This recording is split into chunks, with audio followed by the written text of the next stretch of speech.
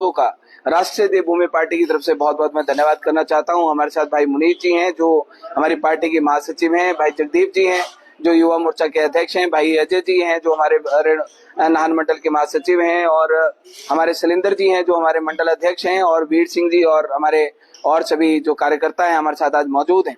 पिछले कल हम लोग दिल्ली थे और पिछले कल पूरे देश ने देखा और हिमाचल की मीडिया ने भी उसको बड़े पुरजोर तरीके से उठाया कि किस प्रकार से मोदी सरकार ने, भारतीय जनता पार्टी की सरकार ने वहां पर एकत्रित जो हम रामलीला मैदान में या उधरली साइड जंतर मंतर पर जो हमारे स्वर्ण समाज के जो लोग थे वो यूजीसी के खिलाफ अपना विरोध दर्ज करवाने के लिए जा रहे थे, उनको बसों के अंदर ठूसा गया, बर्बरता उनके साथ दिखाई गई, चारों तरफ पुलिस की छावनी बना दी गई।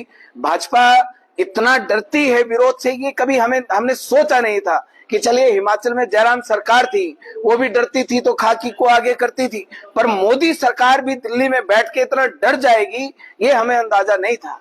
और जो डर भाजपा के चेहरे के ऊपर दिल्ली में पिछले कल दिखाई दिया वो पूरे देश के स्वर्ण समाज को बहुत अच्छा लगा है। हमारे लोगों को बात रखने का अधिकार नहीं दिया गया, हम अपनी बात वहां पर रखने के लिए जा रहे थे, अपना विरोध दर्ज कराने के लिए वहां पर जा रहे थे। वहां पर हमारे महाराज जो स्वरूप आनंद जी थे, महिपाल मकराना जी थे, हमारे भाई प्रशांत जी थे, यूएस राणा जी थे, और जो राज शेखावत जी वगैरह जो हमारे वहां पर लोग थे, सभी लोगों को डिटेन कर दिया गया। वहां रामलीला मैदान और जंतर मंतर से लगभग 40 किलोमीटर का जो रडास के एरिया जो आता था, सभी जगह को पुलिस छावनी में तब्दील कर दिया गया था। रामलीला मैदान को पूरी तरीके से छावनी में तब्दील कर दिया गया था। ये भारतीय जनता पार्टी की सरकार ये चाहती क्या है? पहले बटेंगे कटेगा का नारा देकर आपस में लड़वाती रही, बांटती रही। पहले एक हमारे देश में जो राज करके गए, जिन्होंने इस देश को गुलाम बना के रखा, वो गोरे अंग्रेज गए। अब एक काले अंग्रेज भाजपा कांग्रेस के रूप में आ गए, जिन्होंने इस देश में पहले बांटो फिर राज करो की नीति के ऊपर इन लोगों ने काम करना शुरू कर दिया। इनकी कहा तो इन राजनीतिक दलों को ये करना चाहिए ताकि जो खाइयां पहले से खुदी हैं उन खाइयों को भरने का काम इन लोगों को करना चाहिए था। लेकिन इन लोगों ने जहां पर यूजीसी एक्ट लाकर, पहले हमारा जो समाज है वो जातिगत आरक्षण की मार हम लोग झेलते हैं, एट्रोसिटी SC/ST एक्ट की मार हम लोग झेलते हैं, ना जाने कितने कानून हमारे खिलाफ बने, हम लोगों को हमारी बात रखने का अधिकार नहीं दिया जाता, हम लोगों से हमारा बात रखने का अधिकार इन भाजपा कांग्रेस के लोगों ने छीन लिया। हम लोग जाए तो जाए कहां? देश के 545 सांसद वो इनके साथ खड़े हैं, देश के राज्यसभा के सांसद वो इनके साथ खड़े हैं, देश में के किसी भी राज्य में जो भी भाजपा कांग्रेस की सरकारें हैं वो इनके साथ खड़ी हैं, देश की राष्ट्रपति इनके साथ खड़ी। हमारे लिए तो कोई नाम तक नहीं लेता। हम लोग अपना विरोध दर्ज करने जाते हैं, हमारे खिलाफ कानून लाए जाते हैं, अगर हम उनका विरोध भी दर्ज करें तो हमारे लोगों के ऊपर बर्बरता दिखाई जाती है। हमारे ही समाज एक कोर वोटर बनकर हमेशा से भाजपा कांग्रेस को सींचने का काम किया, इनके झंडे उठाए, इनकी दरियां उठाई, इनके जिंदाबाद के नारे लगाए, इनको सत्ता में हम लोगों ने बिठाया, लेकिन बदले में हम लोगों को इन लोगों ने क्या दिया? फांसी का फंदा। हमारे बच्चों की, जहां पर आज स्टूडेंट, हम लोग भी कॉलेज में पढ़े हैं, हम लोग भी स्कूल में पढ़े हैं, हम लोगों ने कभी माहौल नहीं देखा कि हमें साथ वाली की कास्ट पूछकर उसके साथ बैठना चाहिए कि नहीं बैठना चाहिए। लेकिन ये भाजपा की ये जो काली नीतियां हैं, इन्होंने वो एक माहौल पैदा कर दिया कि पहले आप स्कूल कॉलेज में जाओ, बच्चे का पहले उसकी जाति पूछो फिर उसके साथ बैठो। ये माहौल चाहते। पहले 1977 में जब इमरजेंसी लगी थी, उसके बाद मंडल कमीशन का आंदोलन हुआ, तो देश में क्या हालत हुई थी। देश का बंटवारा पहले 1947 में हो चुका है। ये भाजपा के लोग चाहते क्या है? ये किस और इस देश को ले जाना चाहते हैं? इस देश के बड़े नेता हमारे हिमाचल प्रदेश से 4 सांसद हैं, 3 राज्यसभा सांसद हैं। इस देश में भारतीय जनता पार्टी के राष्ट्रीय अध्यक्ष JP नड्डा वो हिमाचल प्रदेश से रहे। क्या उनके मुंह में दही जम गई थी? क्या उनके मुंह को किसी ने सुई धागे से सिल दिया था? क्या एक शब्द वो अपने मुंह से नहीं निकाल पाए कि ये अगर यूजीसी कानून अगर आपने लाना है, जिसमें पहले क्लॉज था कि अगर कोई स्टूडेंट अगर झूठी शिकायत दर्ज कराता है उसके खिलाफ भी कार्रवाई की जाएगी, आपने क्लॉज हटा दिया। अनुराग ठाकुर को डायनामिक लीडर काहे के डायनामिक लीडर? जो युवाओं की बलि लेकर अपनी राजनीति करना चाहते हैं वो काहे के डायनामिक लीडर? JP नड्डा जैसे लोग जो कहते हैं हिमाचल प्रदेश का नाम रोशन किया, अरे क्या नाम रोशन किया? आपके प्रदेश के 70% स्वर्ण समाज के बच्चों की बलियां लेने का डेथ वारंट आप वहां पर साइन करके आए और आप कहते हो कि आपने हिमाचल प्रदेश का नाम रोशन किया। कंगना राणौत हो, सुरेश कश्यप हो, उधर कांगड़ा से सांसद हो जो वहां पर भारद्वाज जी हैं, अनुराग ठाकुर हो, क्या इन लोगों को स्वर्ण समाज ने इनको वोट नहीं दिया? क्या इन लोगों की जिम्मेदारी नहीं बनती? क्या ये हमारे प्रति, हमारे बारे में बात करें, हमारे अधिकारों का ध्यान रखें? हम लोग किसके पास जाएं? हम लोग इनको वोट देते आए, इनको हमेशा से जिताते आए, इनको हमेशा से मजबूत करते आए, और बदले में हम लोगों को हमारे खिलाफ कानून, हम सोचते थे कि हम अपने बच्चों को स्कूल कॉलेज में भेजेंगे, इन्होंने परिस्थिति खड़ी कर दी कि हम अपने बच्चों को मिलने जेलों में जाए। सुप्रीम कोर्ट ने इसके ऊपर निर्णय लिया, 19 मार्च को सुनवाई है। सुप्रीम कोर्ट के फैसले को ये मोदी सरकार ये पहले भी बदल चुकी है। एट्रोसिटी SC/ST एक्ट में 22 धाराओं से 47 धाराएं ये जोड़ चुकी है। जहां पर विदाउट इन्वेस्टिगेशन अरेस्ट का प्रावधान नहीं था, वहां पर विदाउट इन्वेस्टिगेशन अरेस्ट का ये प्रावधान लेकर आए। मैंने तो गिरफ्तारी दी है, आप नाहन वाले हैं, नाहन में मुझे गिरफ्तार किया गया था, मुझे अर्की में गिरफ्तार किया गया था इसी एक्ट में। हम लोग क्या क्या झेलें? हमारे बच्चे कहाँ जाएं? हम लोग जाएं कहाँ?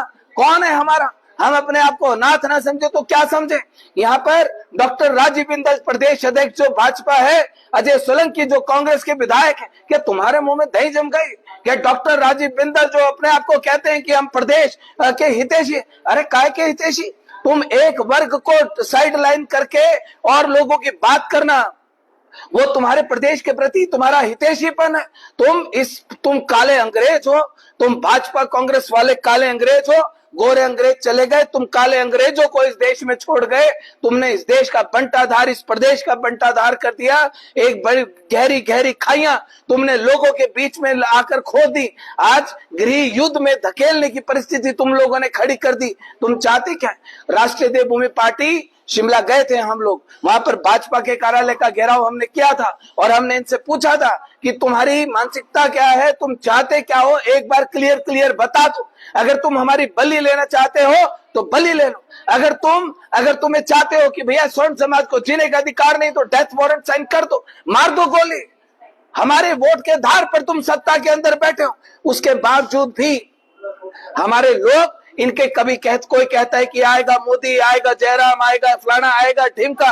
अब हम लोगों को समझना चाहिए 2022 में हमने ये कदम उठाया था कि हिमाचल प्रदेश के स्वर्ण समाज के अधिकारों की रक्षा करने के लिए, हिमाचलियत की रक्षा करने के लिए हमने राष्ट्रीय देवभूमि पार्टी का रास्ता अख्तियार किया था। 2022 में हमने 22 का चुनाव लड़ा, 24 का चुनाव लड़ा, अभी 27 और 26 का चुनाव, 29 का चुनाव पूरी ताकत के साथ लड़ेंगे।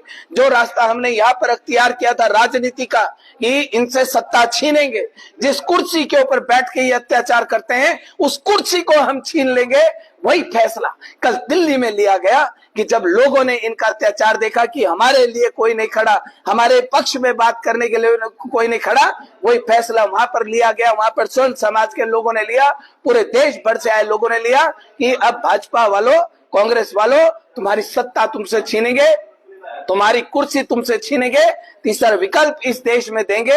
और जो ये भाजपा वाले कहते हैं, लोकसभा में ये कहते रहे 2024 में अब की बार 400 पर तुम्हारा घोड़ा रोका था ना 240 के ऊपर, अब तुम देखो कि 2029 पे तुम्हारे घोड़े को 40 पे लाकर अगर खूंटे में न बांध दिया तो हम भी इस देश के वासी नहीं। ये वादा हम भारतीय जनता पार्टी के नेताओं से करना चाहते हैं कि अब तुम्हारे उल्टी गिनती तुम्हारी शुरू हो गई। भाजपा हिमाचल प्रदेश में डॉक्टर राजीव बिंदल, फलाना ढिमका, ये कहते हो ना तुम कि हम आएंगे, हम तुमको बताएंगे तुम कैसे आते हो और हम तुमको बताएंगे तुम कहां भागोगे, ये तय करेंगे अब हिमाचल प्रदेश में। आप लोगों के माध्यम से मैं कहना चाहता हूं कि पूरे हिमाचल प्रदेश से सैकड़ों कार्यकर्ता राष्ट्रीय देवभूमि पार्टी के दिल्ली की ओर कूच गए थे। सभी लोगों को डिटेन कर दिया गया था। मुझे भी सुबह 12 बजे से लेकर शाम को 6 बजे तक वहां पर डिटेन रखा, वहां पर अरेस्ट रखा। उसके बाद हम लोगों को वहां से रिहा किया गया। जिस प्रकार का सौतेलापन, जिस प्रकार की तानाशाही भाजपा की सरकार ने स्वर्ण समाज के प्रति दिखाई है, तो ये फैसला हम लोगों ने वहां पर लिया है कि अब इनसे सत्ता छीनेंगे, इनसे कुर्सी छीनेंगे। आज तक हम इनको सींचते आए, लेकिन अब इन लोगों की जड़ें उखाड़ कर गंगा मैया में विसर्जन करने का फैसला हम लोग दिल्ली से लेकर आए हैं और उसी फैसले के ऊपर इस हिमाचल प्रदेश में हम सत्ता की ओर अपने कदम आगे बढ़ाएंगे। धन्यवाद। में ऐसा क्या है विपक्ष भी इस पर कुछ भी बोलने को तैयार नहीं है। जब विपक्ष कोई भी एक्ट आता है, कोई भी कानून बनता है, हल्ला मचाता है, लेकिन मोदी जी पर सारी पार्टियां मौन है। ये जो भाजपा कांग्रेस वाले हैं, ये भाजपा कांग्रेस वाले ये काले अंग्रेज हैं जो इस देश को ये गृह युद्ध की तरफ ये धकेलना चाहते हैं। बांटो की राजनीति, बांटो और राज करो की राजनीति, डिवाइड एंड रूल की राजनीति ये करते आए हैं हमेशा से। इनके चाहे नेता हैं, चाहे इनके मुख्यमंत्री हैं, चाहे इनके प्रधानमंत्री, वो एक ही वर्ग की बात करता है, हम दलित शोषित पिछड़ों की सरकार है। अगर आप उन्हीं की सरकार हो तो हमारी सरकार कौन है? अगर उन्होंने आपको वोट दिया तो हमने जो वोट दिया वो वोट कहाँ गया? हमने जिनको नेता बनाया वो नेता कहाँ गए? अगर 140 करोड़ लोगों का ये संविधान है, 140 करोड़ लोगों की ये सरकारें हैं, तो हमारे लिए क्यों नहीं है? इन लोगों ने हमेशा से बांटो और राज करो की राजनीति ही इस देश में की है। चाहे मंडल कमीशन का आंदोलन रहा, उससे पहले इमरजेंसी लगी, इन लोगों ने देश में क्या हालत पैदा किए। आज फिर वही नेपाल वाली परिस्थितियां ये लोग इस देश में करना चाहते हैं। और ये जो नेता हैं भाजपा कांग्रेस, क्या ये सोचते हैं कि इनके बच्चों के घर नहीं चलेंगे इस यूजीसी एक्ट में? ये जो देश विरोधी, ये जो कानून, ये जो देश विरोधी योजना लाते हैं, क्या इनके घर बच जाएंगे? ये कुछ चुनिंदा इनका नेता होंगे जो बाहर दूसरे देशों में जाकर बच जाएंगे, लेकिन इनके कार्यकर्ता जो इनकी धरियां झंडे उठा रहे हैं, उनके घर भी तो उसी में शामिल होंगे। राष्ट्रीय स्तर पर सारे आयोग बने, अल्पसंख्यक आयोग है, महिला आयोग है, SC/ST आयोग है, लेकिन स्वर्ण आयोग को लेकर के किसी भी सरकार ने आज तक कोई पहल नहीं बनाई। वो इसलिए कि ये स्वर्ण आयोग इसलिए नहीं बनाना चाहते कि इन्होंने स्वर्ण समाज को हमेशा से बंधुआ मजदूर समझा। इनको ये लगा कि ये हमारा कैडर वोट है, ये हमारा कोर वोटर है, इनके साथ जितना मर्जी अन्याय कर लो, क्योंकि हम ही तो थे शासक, हमने तो शासन छोड़ा था, शासन छोड़ के हम लोगों ने इनको दिया। इनको लगा भैया शासन छोड़कर शासक भाग गए, तो अब इनके साथ जो मर्जी अत्याचार अन्याय करो। स्वर्ण आयोग की बात जहाँ पर ये लोग ये भूल गए कि इस देश में हमारा बहुत बड़े स्तर के ऊपर बलिदान है, हमारे बलिदान को ये भुलाकर हमारे ऊपर अत्याचार इन लोगों ने करना शुरू कर दिए। स्वर्ण आयोग इन लोगों ने नहीं बनाया, वो इसलिए नहीं बनाया क्योंकि सत्ता का नाजायज फायदा उठाते, काले अंग्रेज बन के कुर्सी के ऊपर बैठे। लेकिन हमने भी फैसला लिया है कि जो कुर्सी हमने इनको दी थी, अब वो कुर्सी अब हम इनसे छीनेंगे। और सुप्रीम कोर्ट की बात का स्टेटस है? सुप्रीम कोर्ट का जो सुनवाई है वो भी 19 मार्च को आनी है दिल्ली में, और उससे पहले, सुनवाई से पहले ये किस प्रकार की बर्बरताई ये हमारे साथ कर रहे हैं। हमसे हमारी बात रखने का अधिकार इन लोगों ने छीन लिया, हम अपनी बात भी नहीं रख सकते। ये हमारे डेथ वारंट साइन कर सकते हैं, लेकिन विरोध झेलने की। आप लोगों ने क्यों इस वर्डिक्ट का इंतजार किया? 19 मार्च को अभी उसका जो सुनवाई है वो होनी है, लेकिन जो हमारा विरोध है, हमारा विरोध जारी है। हम अपना विरोध क्यों बंद करें? कि जब इन लोगों ने हमसे पूछ के तो या किसी से पूछ के तो इन लोगों ने इसके ऊपर फैसला नहीं लिया, जब इन्होंने हमसे पूछ के फैसला नहीं लिया तो इनसे पूछकर हम अपना विरोध भी बंद नहीं करें। सुप्रीम कोर्ट है, न्यायपालिका है, न्यायपालिका के ऊपर हमें विश्वास है, हमारे पक्ष में फैसला आएगा, बहुत अच्छी बात है। नहीं फैसला आएगा तो लड़ाई चली है और सत्ता छीनेंगे इनसे।